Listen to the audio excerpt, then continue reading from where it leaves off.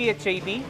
தொகுதி மறுசீரமைப்பு குறித்து அவை நடவடிக்கைகளை ஒத்திவைத்து விவாதிக்க கோரி அளிக்கப்பட்ட நோட்டீஸ் நிராகரிக்கப்பட்டிருக்கிறது. இது தொடர்பான விவரங்களை வழங்குவதற்காக நமது செய்தியாளர் டார்வின் இணைக்கிறார். டார்வின், இது தொடர்பான விவரங்களை பதிவு பண்ணுங்க.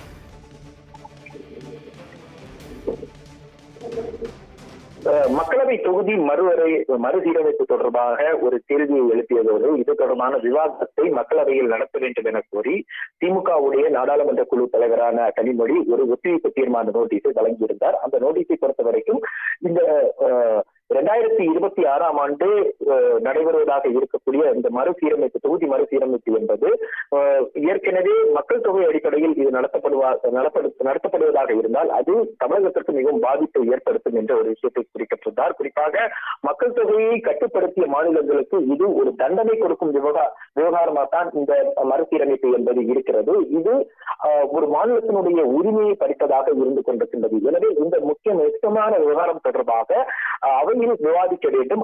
அதற்காக மக்களவை அலுவல்களை ஒத்திவைத்துவிட்டு விவாதம் நடத்த வேண்டும் என கோரி இந்த ஒத்திவைப்பு தீர்மான நோட்டீஸை வழங்கியிருந்தார். இந்த தீர்மான நோட்டீஸ் என்பது தற்போது மக்களவையில் நிராகரிக்கப்பட்டிருக்கிறது. குறிப்பாக இது தொடர்பான விவாதம் நடத்துவதற்கு தயாராக இல்லாத நிலையில் தான் இந்த நோட்டீஸ் என்பது நிராகரிக்கப்பட்டிருக்கிறது.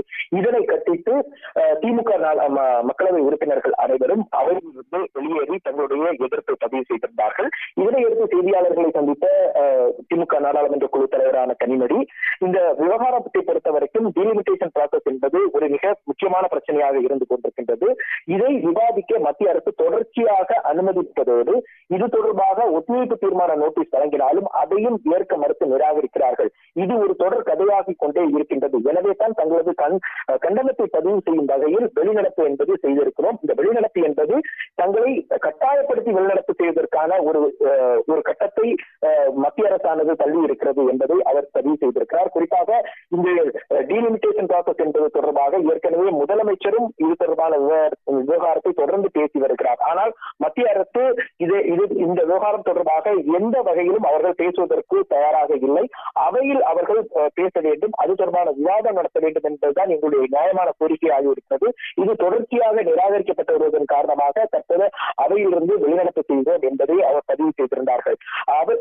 டீலிமிட்டேஷன் ப்ராசஸ் என்று சொல்லக்கூடிய அந்த மறுசீரமைப்பு விவகாரம் என்பது தொடர்ச்சியாக தமிழகத்திலிருந்து குரல் என்பது எழுப்பப்பட்டு வரக்கூடிய நிலையில் அது நாடாளுமன்றத்தில் நிராகரிக்கப்பட்டிருப்பதால் தொடர்ச்சியாக இது போன்ற வெளிநடப்பு விவகாரங்களை அரசுக்கு எதிரான கண்டனத்தை பதிவு செய்து எதிர்க்கட்சிகளான திமுக எடுத்திருப்பது என்பது ஒரு குறிப்பிடத்தக்க விஷயமாக பார்க்கப்படுகிறது.